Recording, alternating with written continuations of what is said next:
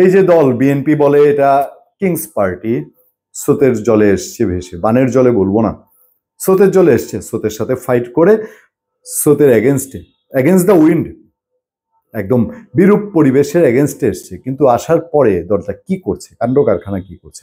এটা সারোয়ার তুষার, যুগ্ম আহ্বায়ক, খুবই ভারী পদ কিন্তু, কেন্দ্রীয় যুগ্ম আহ্বায়ক। আমি তার এই বিশ্রী কাণ্ড কারখানা নিয়ে আমি আলোচনা করতে চাই না। আমাদের এটা আলোচনা করার আমাদের একেবারে আমাদের পূর্ণিয়ার খোঁজ, পূর্ণিয়ার ভিউ কোনো চ্যানেলেরই, এটা ইউটিউবেরও না, ফেসবুকেরও না, আমাদের এটা কখনো আমাদের নীতিমালায় নেই। আমরা এইসব বিষয় নিয়ে ঘাটি না, এসব নিয়ে ঘাটার আমাদের কোনো ইচ্ছা আগ্রহ কোনোটাই নেই। তবে এই সারোয়ার তুষার যে কাণ্ড করেছে, এই কাণ্ডের দুইটা স্বরূপ বের হয়েছে। এই দুইটা জায়গা খুব গুরুত্বপূর্ণ। আমি ফোনালাপ নিয়েও এখানে আলাপ করবো না, এবং এই ফোনালাপ নিয়ে আলাপ করবো না বলতে, ফোনালাপের যে মূল বিষয়বস্তু একটা নারী ঘটিত ব্যাপার সেবার, সেটা নিয়ে আলাপ করবো না। কিন্তু ফোনালাপের একটা অংশ খুব গুরুত্বপূর্ণ, এবং এরপর ভুক্তভোগী যে নারী, তার মুখ দিয়ে যে কথা বের হয়ে এসছে, তার পরিচয় আমরা এখানে তুলে ধরবো না। আপনারা জেনে গেছেন, সে নিজেও প্রকাশ হয়ে দু একটা কথা বলেছে।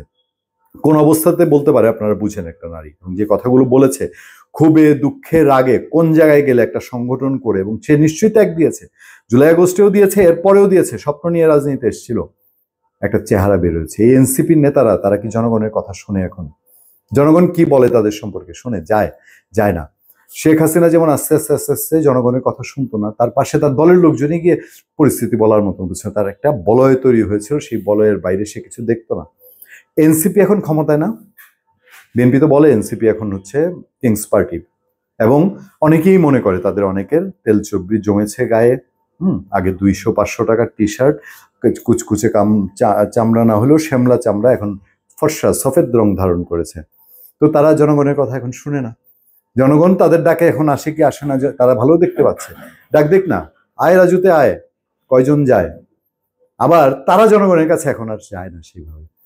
হ্যাঁ, জনগণের কাছে গেলে শুনতে পারতো জনগণ কি বলে। জনগণ যে বলে এনসিপির কি দিন আর আছে, আর কয়দিন, শেষ কি অবস্থা। এর মধ্যে দিয়ে এই সারোয়ার তুষারের একটা কথা খুব গুরুত্বপূর্ণ। সে ওই নারীর যে কনভারসেশন লিক হলো, এই কনভারসেশনকে কখনো বলছে যে এটা কি ভুয়া স্ক্রিপ্ট, হ্যান ত্যান হাবিজাবি এসব কথাবার্তা বলছে। আবার কখনো বলছে যে হ্যাঁ, ঘরের কথা পরে কেমনে জানলো, আমার এই কথা কেমনে প্রকাশ করলো, দুইজনের মধ্যে এটা কি নিম্ন মানসিকতার পরিচয়, হাবিজাবি এরকম কিছু বলছে। সেই কনভারসেশন একটা জায়গায় সে দোষ চাপিয়েছিল, এটা তো সংগঠনের কেউ করে নাই, ওই নারীও লিক করে নাই এই কনভারসেশন, সে তো করেই নাই। তাহলে সে বলতেছিল এটা ডিজিএফআই করছে। দেখেন, এই রীতি বাংলাদেশে আছে, এই রীতি বাংলাদেশে এর আগে আওয়ামী লীগের সময় দেখেছি, কোনো ফোন কনভারসেশন বাইরে আসলেই অনেকে ফিসফাস করতো, ডিজিএফআই করছে। খুব সহজ ডিজিএফআই এর উপরে দোষ দেয়। তুমি যে অপকর্মটা করেছো, চোরের মার বড় গলা, এখন বলে আমি করছি লুকায়া করছি, এক আল্লাহ দেখলে দেখছে, আর কেউ তো দেখে নাই, তাহলে এটা বাইরে এলো কেমনে। বিষয়টা অনেকটা এরকম না? এর মধ্যে দিয়ে সারোয়ার তুষারের এই বক্তব্যের মধ্যে দিয়ে চলে আসছে কিনা যে সেই হাসনাত আবদুল্লাহ, সে যে বলল তাকে রিফর্ম আওয়ামী লীগের প্রস্তাব দেওয়া হয়েছিল, সেনাবাহিনীর ক্যান্টনমেন্টে ডেকে নিয়ে তাকে এই বলেছে, এগুলো নিয়ে জল অনেক দূর গড়িয়েছিল না? তখনই আমরা আপনাদেরকে বলেছিলাম, দেখেন এখানেই থেমে থাকবে না, সামনে আরো কিছু দেখার বাকি আছে।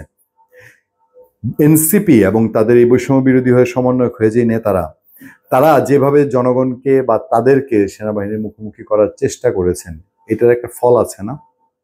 সেই ক্ষোভটাই সারোয়ার তুষারের কনভারসেশনে উঠে আসছে কিনা সে এখনো জানেন, সে বলতে পারবে না কনফার্মলি। সে তো এখনো আইটি টেকনোলজি চেক করে, এটা পোস্টমর্টেম করে, সিআইডি দিয়ে পোস্টমর্টেম করে তো দেখে নাই কোথেকে লিক হয়েছে।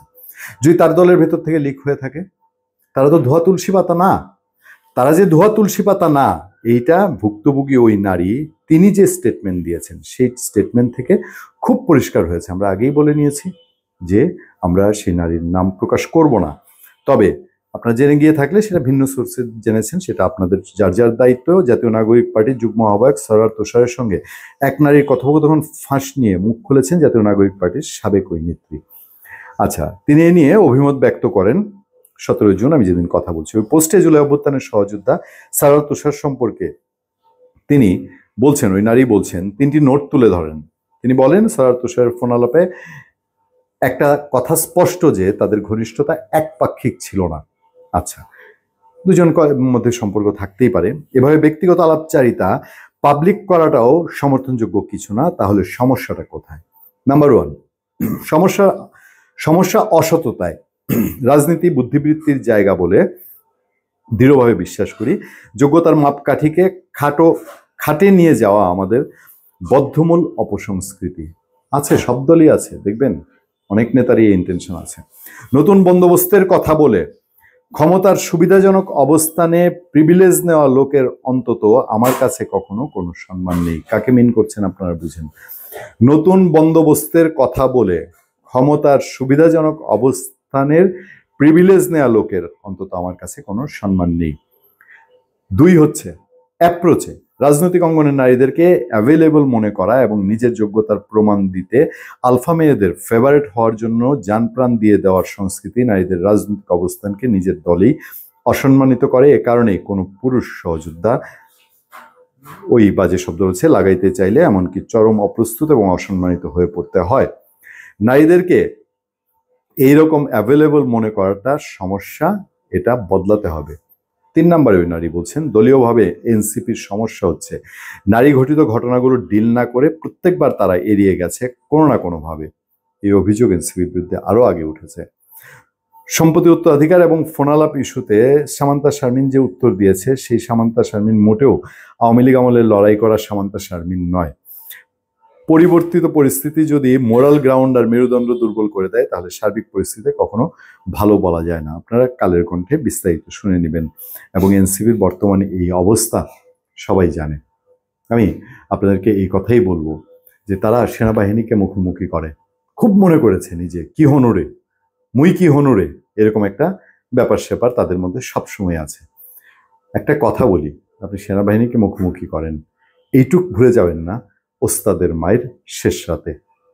ধন্যবাদ সবাইকে, ভালো থাকবেন, সুস্থ থাকবেন। আবার দেখা হবে, আবার কথা হবে আপনাদের সাথে। আমি আতিক রহমান, পূর্ণিয়া।